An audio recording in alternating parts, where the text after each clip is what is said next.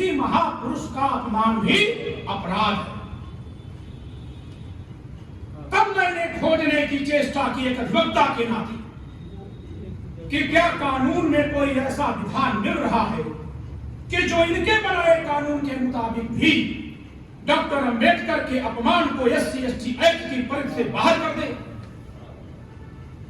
और तब मैंने ऐतिहासिक तथ्यों को खंगाला और वहां मिला कि डॉक्टर अंबेडकर ने अपनी मृत्यु के समय से चंद दिनों पहले 14 अक्टूबर 1956 में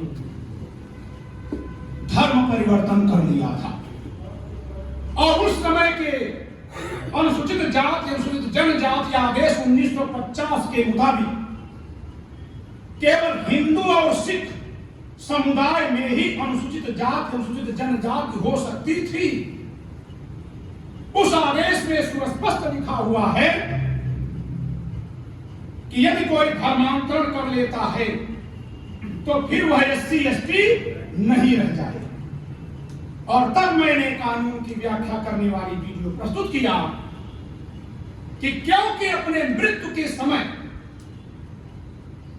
6 दिसंबर 1956 से लगभग 1.5 महीने पहले 14 अक्टूबर 1956 को ही डॉक्टर अंबेडकर ने धर्म परिवर्तन कर लिया था, लिहाजा अपने जीवन के अंतिम समय पर वह SC/ST नहीं है।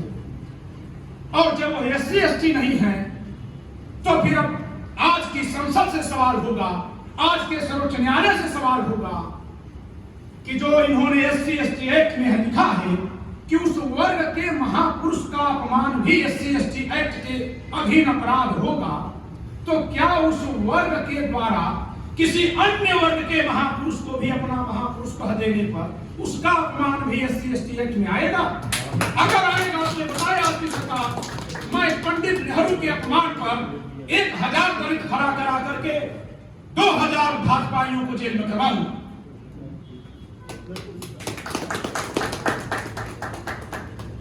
साथियों, यह ऊर्जा हमको कहां से मिली? मैंने सारे कार्य छोड़ करके इतना गहन अध्ययन क्यों किया?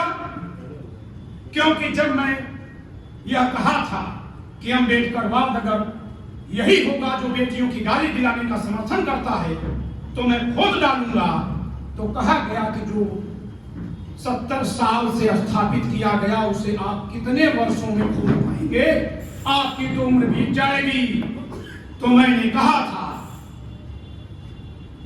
कि अगर हम 5000 पन्नों के पढ़ने की चुनौती ले लें तो अम्बेडकरवाद इतना बड़ा नहीं है कि हम 2 दिन में इस पार से उस पार न चले जाएं। अध्ययन करना और उस पर वीडियो बनाना, ये दोनों निरंतर चलता रहा जब तक UGC कानून नहीं लागू हुआ। जब UGC कानून लागू हुआ है तो उसके खिलाफ हम UGC के आधार पर उस परिप्रेक्ष्य में वीडियो बना रहे हैं। अब हम आते हैं अपने आदरणीय परम पूज्य, और जैसा कि हमारे अनुज ने हमें शब्द दे दिया, मैं आज कई वक्ताओं से बहुत कुछ सीखा हूं, लेकिन हमारे अनुश्री श्री शंकर त्रिपाठी जी ने एक संबोधन किया है, पंडित B.M. राव। मैं जब कहीं नाम लिख रहा हूं तो मैं सोच रहा हूं सर लिखूं तो सर अंग्रेजों की उपाधि है, अंग्रेजों द्वारा दी गई, जिसे हमारे महापुरुषों ने स्वतंत्रता सेनानियों ने अपना नकार दिया था। आज आपने हमें बहुत अच्छा विशेषण दिया है, तो मैं परम पूज्य संविधान निर्माता पंडित B.M. राव के जीवन पर कुछ प्रकाश डालूंगा और इसकी शुरुआत में संविधान निर्माण में उनकी भूमिका, उनकी महत्ता से करना चाहूंगा। संविधान निर्माण की निश्चितता वेबल योजना से हो गई थी और उसके लिए 2 कार्य करना था। 2 कार्य, एक कार्य की एक प्राधिकारी सभा हो, प्राधिकार युक्त सभा हो जो प्राधिकार प्रदान करे, और दूसरा कि वह सभा किस चीज को प्राधिकृत करेगी, किस पर मुहर लगाएगी, वह निर्मित। और तीसरा भी एक तथ्य था इसमें, एक और उद्देश्य था कि प्राधिकार सभा ने उस दस्तावेज को प्राधिकृत किया है ऐसा भी स्थापित हो समाज में। इसके लिए पहला और तीसरा कार्य अकेले एक व्यक्ति को दिया गया। पहला कार्य क्या कि संविधान सभा जिस दस्तावेज को प्राधिकृत करेगी वह कौन बनाएगा, और तीसरा कि भले वो तैयार किया है लेकिन समाज में यह संदेश जाए कि यह प्राधिकार सभा भी उसको प्राधिकृत नहीं कर रही है, केवल उसे बनाई है, ऐसी व्यवस्था भी वही बनाएगी। और इस नाते पूरे भारत में उस एक व्यक्ति को चुना गया अंग्रेजी सरकार के द्वारा, जिनका नाम है पंडित बेनेगल नरसिम्हा राव। 11 जुलाई 1946 को इनको संविधान सभा के सलाहकार के रूप में नियुक्त किया गया, संविधान सभा के संवैधानिक सलाहकार। और इनकी दो जिम्मेदारियां थी, एक तो संविधान सभा जिस दस्तावेज को संविधान के रूप में पारित करेगी वह बनाकर भेजिए, और दूसरे वह प्रक्रिया बताइए जिससे कि समाज को यह लगे कि वह जो दस्तावेज निर्मित किया है वह आपने नहीं किया है, बाहर दधीची नए युग के दधीची, कि इससे समाज को यह लगे कि हे बी एन राव तुमने नहीं बनाया, इस संविधान सभा ने। तो बी एन राव ने कार्य आरंभ किया। इधर संविधान सभा का निर्वाचन आरंभ हुआ, उधर बी एन राव ने पहले चरण लिखी स्टेज कि संविधान सभा का निर्माण होगा तो उसमें कौन कौन सी कमेटियां बनेगी। उसमें सबसे बड़ी कमेटी एडवाइजरी कमेटी बनी थी जिसमें 70 सदस्य थे, जिसके अध्यक्ष थे सरदार वल्लभ भाई पटेल, जिसमें कई उप समितियां थी। उन उप समितियों में से कुछ एक के सदस्य थे डॉक्टर भीमराव अम्बेडकर, और वो शुरू में ही तय हो गया था कि इतनी समितियां बनेंगी। उन समितियों को चर्चा के लिए जो दस्तावेज मूल रूप से दस्तावेज दिए गए, वो दस्तावेज भी सर बी एन राव ने उपलब्ध कराए। वो सारे दस्तावेज समय समय पर वो कॉन्स्टिट्यूटरी कमेंट्री लिख करके हर समिति को भेजा करते थे, और सभी लोग उनसे परामर्श किया करते थे। इसके बाद उसी क्रम में लिखा था कि सबसे अंत में एक कमेटी बनेगी जो ड्राफ्ट की स्क्रूटनी करेगी, और committee to scrutinise the draft constitution. और ये जो कुछ मैं बोल रहा हूं आम विकार बोल रहा हूं, 29 अगस्त 1947 की संविधान सभा की डिबेट को लेकर सत्यापित किया जा सकता है। उस कमेटी का नाम ड्राफ्टिंग कमेटी नहीं थी जो 29 अगस्त को बनी, उस कमेटी का नाम था a committee to scrutinise the draft constitution. वो क्यों बनी थी? वो इसीलिए बनी थी कि ताकि समाज में यह संदेश जाए कि यह सब कुछ यह संविधान सभा कर रही है। वह एक नायक जो घूम घाम कर पूरी दुनिया से संविधान का अध्ययन किया था वह नहीं करता। एक नए दधीची से हम आज परिचित हो रहे हैं कि जिसने अपनी सारी प्रज्ञा सारी चेतना इस शर्त पर इस देश को सौंप दी कि हमें कोई इसका शुल्क नहीं चाहिए। हमने शुल्क तो नहीं ही दिया क्योंकि वो लेते नहीं, हमने उनको श्रद्धा और सम्मान भी देना मुनासिब नहीं समझा। और जब आप किसी हकदार व्यक्ति को हक नहीं देते हैं तो आप क्या सोचते हैं कि आप हक वंचित नहीं हो जाएंगे? मैं जब सोचता हूं तो पाता हूं कि हमारा संपूर्ण समाज ही नहीं, यह संपूर्ण भारतवर्ष जो इस संविधान और लोकतंत्र के रहते हुए भी बिलबिला रहा है, वह इस महापुरुष के बलिदान का त्याग का अपमान करने का श्राप झेल रहा है।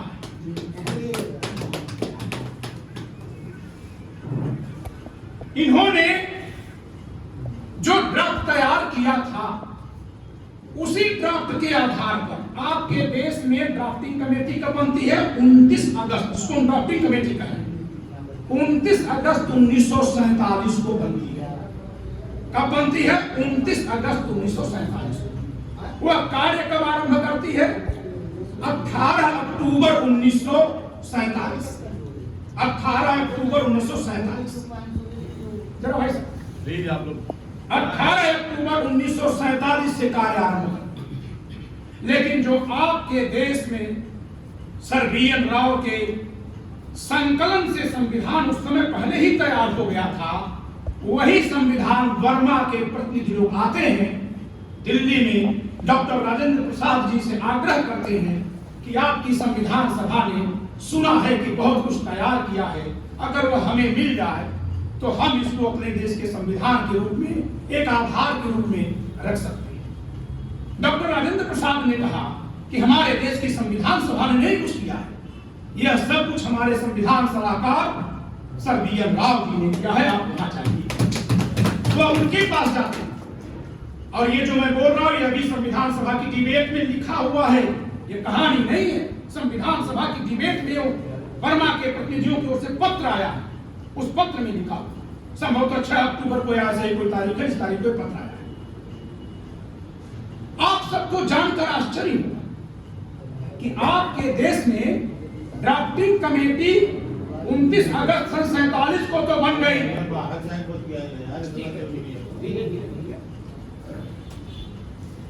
आपके देश में ड्राफ्टिंग कमेटी तो 29 अगस्त 1947 को बन गई, लेकिन कार्य आरंभ कब किया?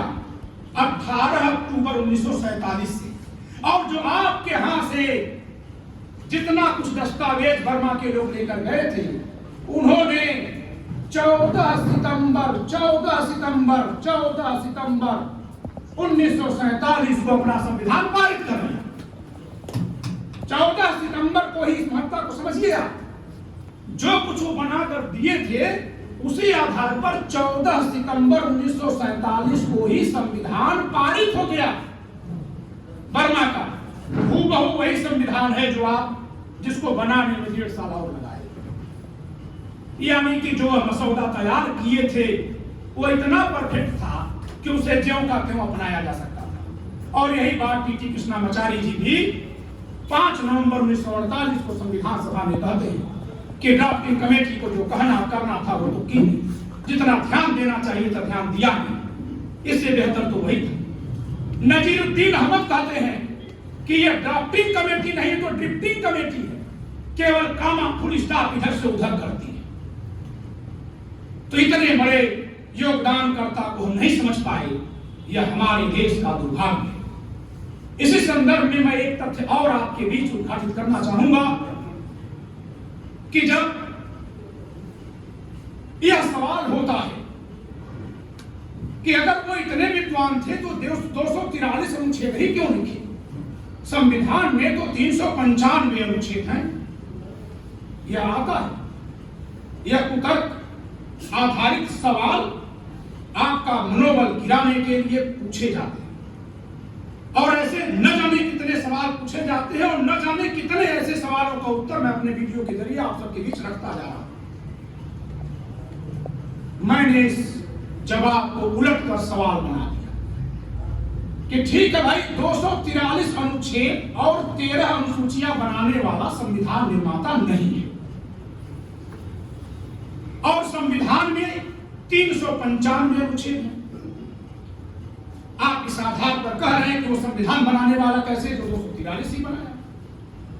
तो जो यह कहते हैं उनसे मैंने सवाल किया कि एक अकेला आदमी 243 अनुच्छेद और 13 अनुसूचियां लिखा, 7 लोगों की कमेटी जिसको हम ड्राफ्टिंग कमेटी कहते हैं, उसने 243 से बढ़ाकर 315 किया, 243 से 315 72 अनुच्छेद लिखा। 7 लोग मिलकर 72 अनुच्छेद लिखे। एवरेज 7.2 अनुच्छेद लिखने वाला संविधान निर्माता कैसे? अगर 243 अनुच्छेद लिखने वाला संविधान निर्माता नहीं, तो उसके बाद तो केवल इतने अनुच्छेद पढ़े, जबकि इसका जो तथ्यात्मक तर्क है वो मैं बताऊंगा। और फिर उसके बाद 315 से आगे 80 अनुच्छेद और जोड़े गए, तब 395 अनुच्छेद हुए।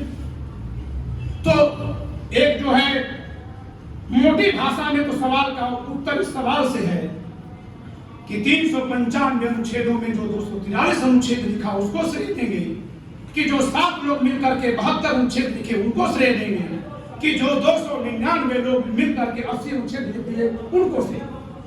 अपने आप श्रेय स्पष्ट हो गया।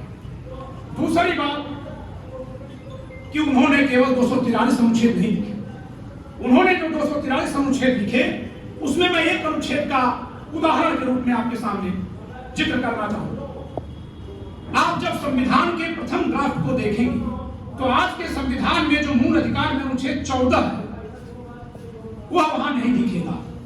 सीधे जो आज का अनुच्छेद 15 वहां से शुरुआत होती है मूल अधिकार, और फिर आप खोजेंगे तो आपको अनुच्छेद 21 भी नहीं दिखेगा जो जीवन की स्वतंत्रता देता है, प्राण की स्वतंत्रता देता है। ये दोनों ही अधिकार एक ही अनुच्छेद में एक साथ लिखे कि हर किसी को संविधान, हर किसी को विधि के समान संरक्षण की, समान अवसर की और विधि के अनुसार ही जीवन जीने की स्वतंत्रता होगी। बिना विधि की प्रक्रिया से जीवन से नहीं वंचित किया जाएगा, यह स्वतंत्रता होगी। तो ड्राफ्टिंग कमेटी ने इसको दो भाग में बांटा और दो अनुच्छेद बन गए। यह मैंने आपके सामने एक दृष्टांत के लिए कहा। इस तरह से करीब 50 अनुच्छेदों में से खंडों को अलग अलग करके उनको उनकी संख्या बढ़ाई। तो जो 243 अनुच्छेद उन्होंने दिया था वो 243 ही नहीं थी। दूसरी बात, उन्होंने अपने ड्राफ्ट में 13 अनुसूचियां लिखी थी। 8 अनुसूचियां रख दी गई, शेष 5 कहां गई? उन 5 में से कुछ को तो खत्म कर दिया गया, जैसे भ्रष्टाचार से संबंधित एक अनुसूची थी, अनुसूची 12, उसे नहीं रखा गया। शेष जो अनुसूचियां थी उनके प्रावधानों को अनुच्छेद का रूप दे दिया गया। तो जो 315 भेजा गया था ड्राफ्टिंग कमेटी, जिसको श्री नजरुद्दीन अहमद ड्राफ्टिंग कमेटी का कर चिढ़ाते थे, आखिरी तक यही कहते रह गए कि इस कमेटी की कोई जरूरत नहीं, इसकी वजह से लेट हो गया था। और जिस टीटी कृष्णामाचारी के भाषण का 5 नवंबर 1948 के भाषण से 2 लाइन खींच करके निकाल करके कहा जाता है कि ये बीमार थे, वो मर गए थे, ये नहीं थे, वो नहीं थे, इसलिए ये कहीं आदमी लिखा, वह एकदम सही बात है। वह व्यंग कर रहे थे टीटी कृष्णामाचारी, क्योंकि वह स्वयं ड्राफ्टिंग कमेटी के मेंबर थे। डीपी खेतान जी की मृत्यु हो जाने के बाद वो आए, तो उन्होंने आलोचना करने में, खिल्ली उड़ाने में बात कही थी कि इस पर जितना ध्यान देना चाहिए था ड्राफ्टिंग कमेटी ने तो दिया नहीं, जब सब लोग थे ही नहीं तो यही एक थे जो ध्यान दे रहे। ये उन्होंने उपहास उड़ाया था और उसी को इन लोगों ने आगे पीछे से संदर्भ से काट करके छाप दिया और उन्हीं टीटी कृष्णामाचारी जी के लेख को ला करके दुनिया भर में प्रचारित कर दिया कि संविधान निर्माता तो ये। तो दोस्तों, जबकि टीटी कृष्णामाचारी जी का 24 नवंबर 1949 का भाषण, उसका भी मैंने वीडियो में जिक्र किया। 24 नवंबर 1949 के अपने भाषण में वो कहते हैं कि संविधान निर्माण का असली हकदार अगर कोई है तो सर बी.एन. राव हैं, और संविधान निर्माता का कोई कार्य कर रहा है तो पंडित जवाहरलाल नेहरू और सरदार वल्लभ भाई पटेल का, क्योंकि जनता का प्राधिकार उनके यहाँ से आ रहा था और बुद्धि का प्राधिकार यहाँ से आ रहा था, शेष कहीं कोई नहीं। तो ये जो हमें भ्रमित किया गया वह क्यों किया गया? थोड़ा मैं आप सबसे और समय लेना चाहूंगा, अनुमति हो तो। एक बात हमारे दिमाग में डाल दी गई कि वोट बैंक की राजनीति, बहुत छोटी सी, वोट बैंक की राजनीति, वोट बैंक की राजनीति। कितना उनका वोट है जिनके नाम पर वोट बैंक की राजनीति हो रही है? किसी प्रदेश में सरकार नहीं बन पाई, किसी जिले में नहीं बन पाई, और डंके की चोट मैं पूछ रहा हूं, अगर आबादी का इतना ही घमंड है और इतना ही सब कुछ सुमेल करने की क्षमता है,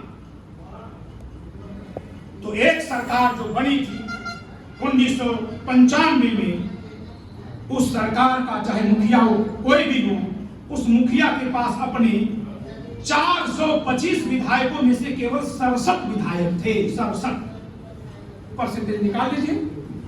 अगली बार जब फिर बनी 67 ही विधायक थे, अगली बार जब फिर बनी 98 विधायक थे। 1/4 से कम सदस्य वाले पार्टी को हमारे वोट से बनी पार्टी ने जब समर्थन दिया तब वो 3 बार सत्ता में आई, और चौथी बार हमारे समाज ने समर्थन दिया तब आई। इसलिए हमको यह नहीं सोचना है कि आबादी किसकी अधिक है किसकी कम है, इसकी गणना अपने आप हो जाएगी।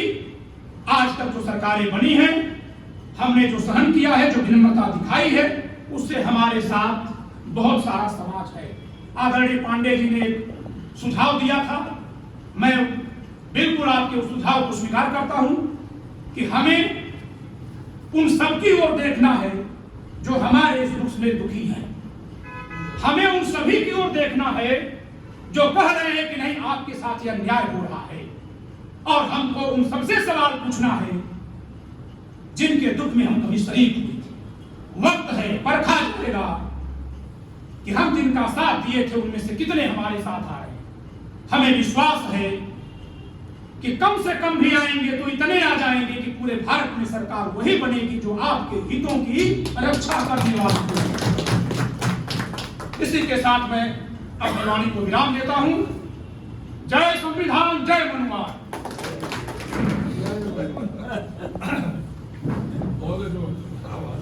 जय मनुवाद।